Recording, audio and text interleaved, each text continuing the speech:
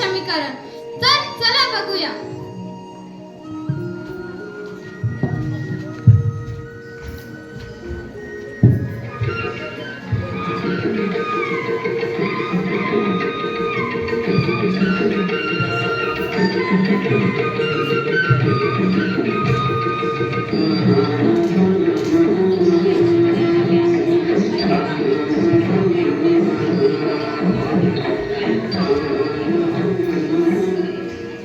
अरे सांज झाली, पाखरं घरला जायला निघाली आणि बघता बघता दिस बुडला आणि 7 वाजले सुद्धा.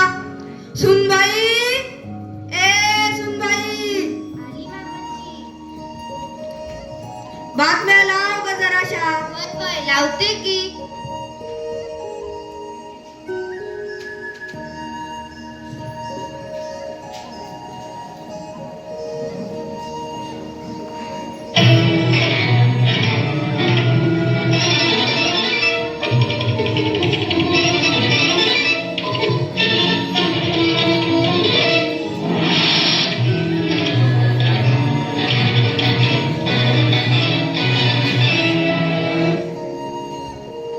अरे देवा, हिला बी आत्ताच जायचं होतं. मीरा, ए मीरा, काय बाबा? रेडिओ आणतीस का जरा? होय, आणते की.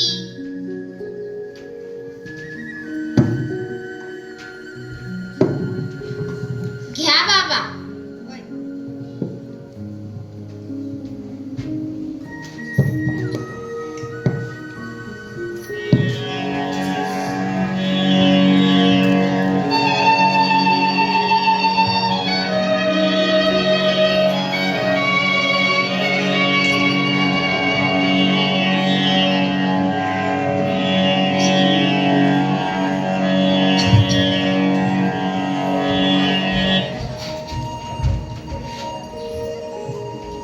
भावना, ए भावना, काय गाई? अगं स्वयंपाक करायचा आहे, जरा मंडीत जाऊन भाजीपाला घेऊन ये. हो आई, जाते आणि आणते.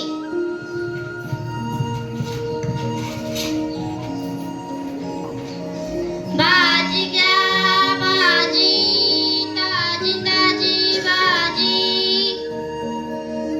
भाजी घ्या, भाजी, ताजी ताजी भाजी. आजी, कशी दिली भाजी? 30 रुपये जोडी. काय दिली? मेथीची जोडी 20 रुपये जोडी. पालक 20 रुपये जोडी. कोथिंबिरी 30 रुपये जोडी. बटाटे 40 रुपये किलो. ते आजी सगळे. बरं घे.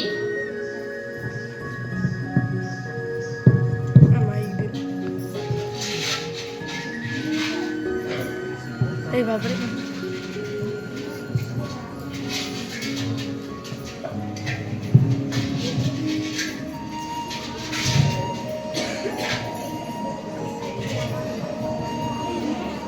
टमाटे.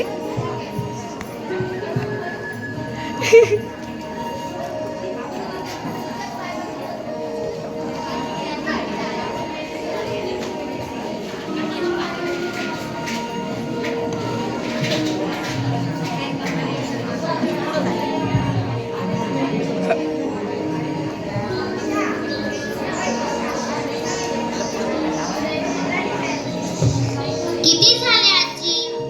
155 रुपये झाले. 200 रुपये देते. सुट्टे नाही का? नाही ना आजी, बघा ना मिळतील का? बरं, बघते.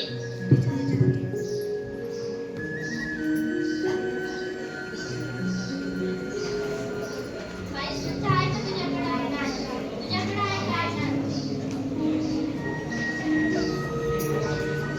काय झालं आजी? काय रे, चक्कर आली? सुट्टे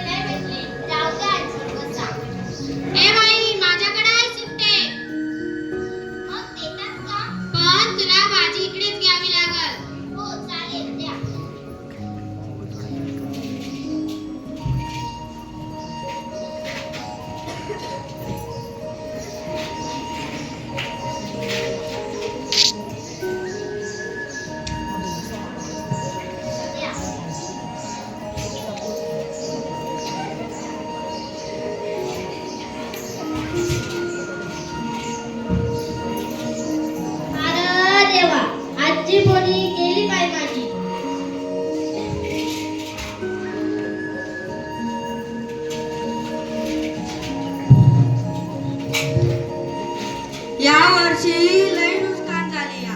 विमा काढायला गेलो पण ग्रामसेवकच लय पैसे मागत होता. सरकार देते आणि अधिकारीच पोट भरतात. सरकार बघा ना, सरकार आपल्याला लय काय काय देते आणि आपल्याला जे रुपये मिळतात त्या रुपयाचे आणि ऐकतेस का? काय म्हणता? मला पोस्ट ऑफिसला जायचंय. तात्यांना पर्यटन करायची. बरं झालं, लाईट बिल पण भरायचं होतं. आता तेवढं घेऊन जा आणि जेवण करून जा. तिथे खूप गर्दी असते. वाढ की मग. वाढते की.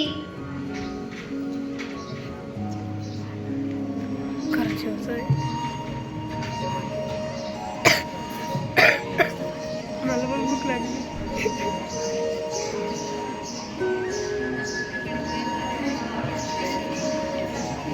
देखा आप सबने, ये मेरा पुराना भारत था.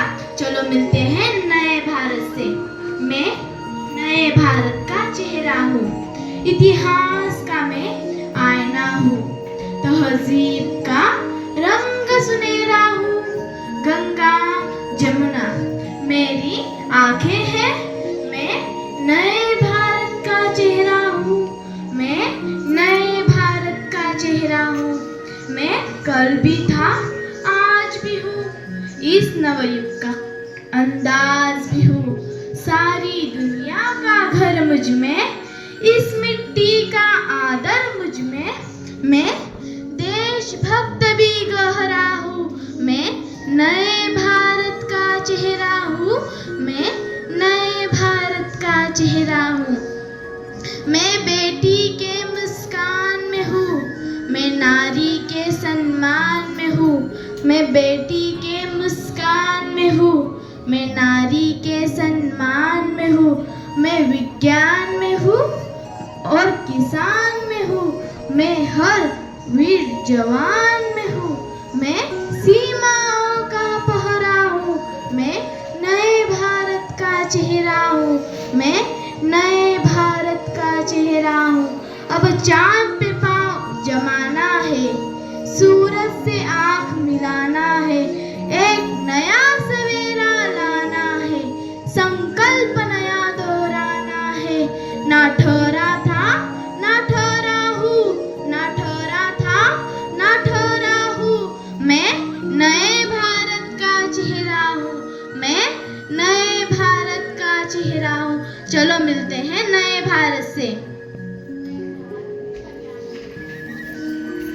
नेहा, अगं ए नेहा. काय ग आई? जातेस ना भाजी आणायला?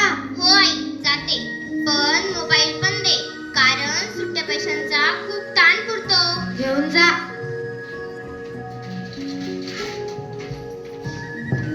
भाजी घ्या, भाजी, ताजी ताजी भाजी.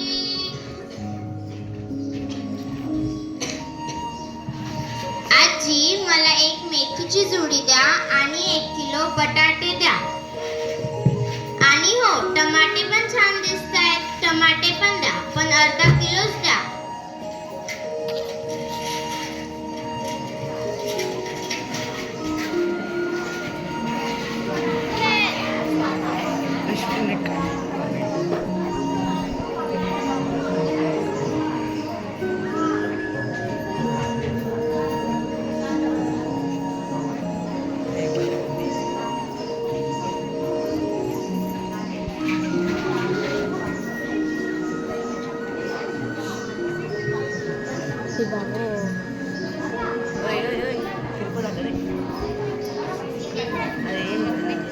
किती झाले आजी? आजी, सुट्टे नाही ना? मग फोन पे कर.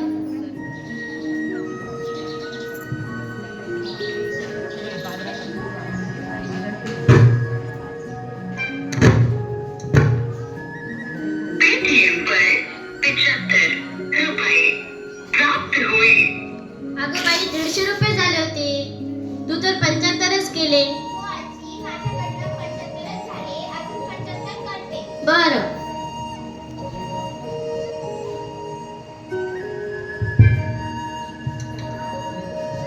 पेटीएम पर 75 रुपये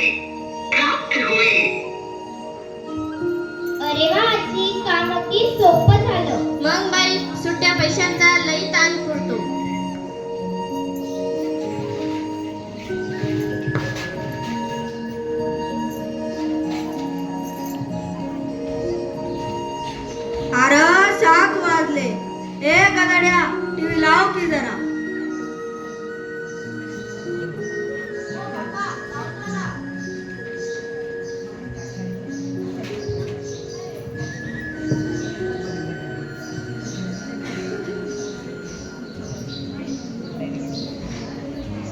सरकारी निवासस्थानाचा मोह काही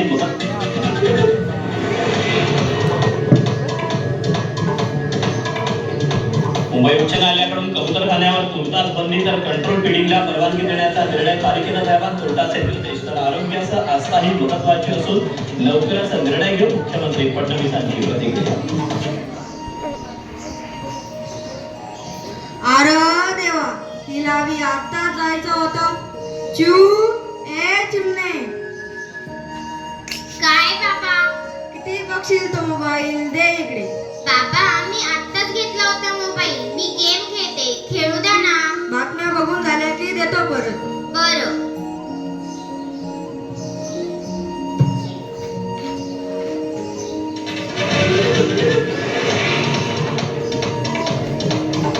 राज ठाकरेंनी मध्यस्थी करून कबूतरखान्यात अहो बाबा, आपलं गॅस सिलेंडर संपलंय. गॅस सिलेंडरचा नंबर लावून द्या. बातम्या बघून झाल्या की फोनवर लावून देतो. बरं. कबूतरखान्याविरोधात मराठी एकीकरण समितीचं आंदोलन, धरपकड केल्यानं आंदोलकांचा संताप, जैन आंदोलकांवर गुन्हे.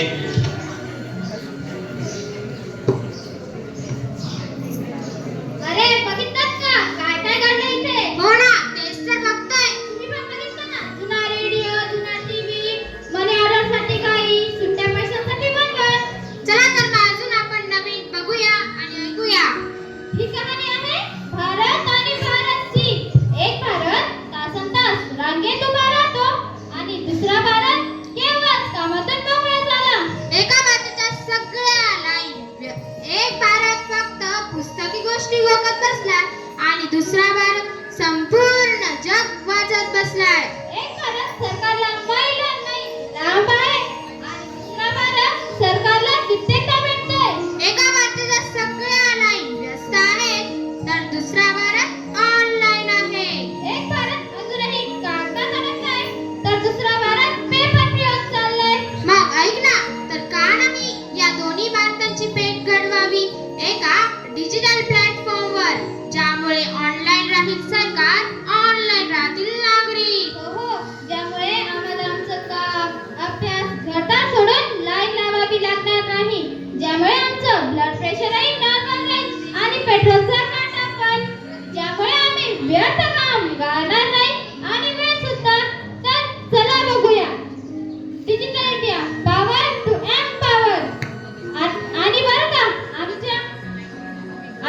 का आमच्या पंतप्रधानांनी नेहमीच सर्वसामान्य नागरिकांच्या सबलीकरणासाठी प्रत्येक योजनेला आकार दिलाय. या शक्तींपैकी एक नाव आहे JAM. JAM. J for Jandhan, A for Aadhaar, M for mobile. हे या शक्तीचं खूप मोठं रूप आहे. आणि मी सांगते तुम्हाला, तेच डिजिटल इंडिया मिशन. हे बघा, डिजिटल इंडिया मिशन मोहिमेला देशात कानाकोपऱ्यात पोहोचवण्यासाठी प्रथम जरुरी आहे की एक नागरिकांची डिजिटल ओळख जी त्याला प्राप्त होते. आधार कार्डद्वारा एकदा का डिजिटल ओळख झाली की सगळे डिजिटल लाभ मिळण्यासाठी लागेल डिजिटल कनेक्टिव्हिटी, म्हणजेच प्रत्येक नागरिकापर्यंत पोहोचवण्यासाठी लागेल मोबाईल. तर बस एवढं झाल्यावर सगळ्या नागरिकांचं स्वागत आहे डिजिटल विषयांचं. बिलकुल सुरक्षित असेल कारण आपण यावर कराल ई साइन. अर्ज तर केला, पण जोडणीचे कागदपत्रांचं काय? अरे मला विसरलात काय? तुला कसं विसरू आम्ही? तू तर अख्खं जग मुठीत आणलंय.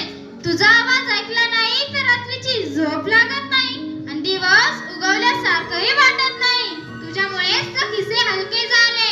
अबे तेव्हा पैशांचे व्यवहारही करता आले आणि रिझर्व्ह बँकने तर अख्खी बँकच खिशात घालली. यासाठी सुद्धा आपल्याला रिक्षा, बस, ट्रेन मध्ये धक्के कॉपीज, ट्रू कॉपीज करण्यासाठी धावपळ करण्याची गरज नाही. आता आपण हे काम सुद्धा करू शकतो ऑनलाईन डिजिटल लॉकरद्वारा. आणि पेमेंटचा रेकॉर्ड सुद्धा आपल्यास उपलब्ध असेल तर आपल्या जनधन बँक खात्यामध्ये. सगळ्या सरकारी योजना व सेवांच्या वितरणाचं होणार डिजिटलायझेशन. पण मुद्द्याची मुद्द्याची गोष्ट ही आहे की हा सर्व प्रकार तेव्हाच समोर होईल तेव्हा डिजिटल क्रांतीपासून अनभिज्ञ असणाऱ्यांना डिजिटली साक्षर केलं जाईल. आणि हो, कोणत्याही परिस्थितीमध्ये जर का आपलं पेमेंट करण्याची गरज भासली तर आपण तेही करू शकतो सरकारच्या पेगावच्या माध्यमामार्फत. आणि पेमेंटचे रेकॉर्ड सुद्धा आपल्यास उपलब्ध असेल तर आपल्या जनधन बँक खात्यामध्ये सगळ्या सरकारी योजना व सेवांच्या वितरणाचं होणार डिजिटायझेशन. पण मुद्द्याची गोष्ट ही आहे की हा सर्व प्रकार तेव्हाच सफल होईल जेव्हा डिजिटल क्रांतीपासून अनभिज्ञ असणाऱ्यांना डिजिटली साक्षर केलं जाईल. यासाठी देशात एक खूप मोठा पर्व सुरू झालाय. या पर्वाचं नाव आहे नॅशनल डिजिटल लिटरसी मिशन, ज्यामध्ये जवळपास 3 करोड लोकांना प्राथमिक कम्प्युटरचं आणि इंटरनेटचं ज्ञान प्लॅटफॉर्मवर सुद्धा आहे. आता करा सरकारशी मनातल्या गोष्टी आणि देशाच्या प्रगतीमध्ये भागीदार. शेतकऱ्यांसाठी डिजिटल प्लॅटफॉर्म ही एक खूप मोठी क्रांती ठरेल, ज्या मंचावरून वेगवेगळ्या बाजारपेठांना जोडल्या जाईल.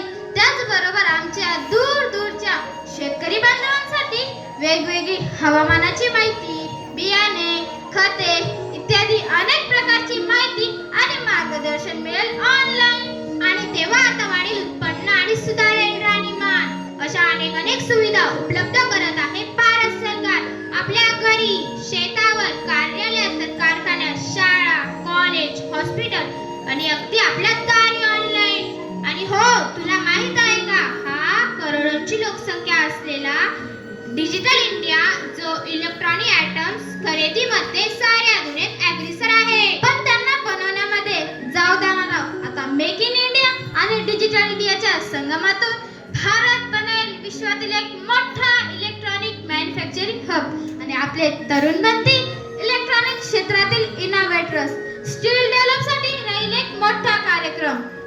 तर असा असेल आपला डिजिटल इंडिया, संपूर्णतः बरोबर एक समान, एकजूट, एकाच मंचावर ट्रान्सपरंट आणि अकाउंटेबल आणि सिटीजन फ्रेंडली, जो पैसेही वाचवेल आणि वेळ सुद्धा, इंधन पण वाचवेल आणि शक्ती सुद्धा. आणि भ्रष्टाचारी तर खरंच नाही. अरे अरे, इथे पहा, सबमिट, रजिस्टर आणि एंटर. आता मी कॉलेजला जाते. अरे अरे, हा तर तोच आहे दुसरा Bharat, paper free, line free, tension free. हा आहे digital India, power to empower.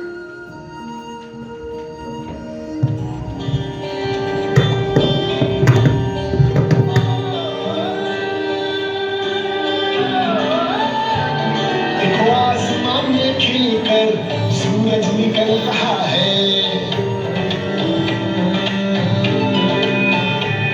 देखो आसमान में खिलकर सूरज निकल रहा है.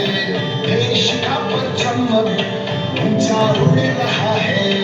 बरसों का अंधेरा रोशन हो रहा है. गरीब की रसोई से धुआं हट रहा है. मेरा देश, मेरा देश, मेरा देश, मेरा देश बदल रहा है, आगे बढ़ रहा है. मेरा देश बदल रहा है, आगे बढ़ रहा है. यानंतर द्वितीय क्रमांक मिळवलेला आहे याना जाधव विद्यालय. जोरदार टाळ्या वाजवल्या त्यांच्यासाठी.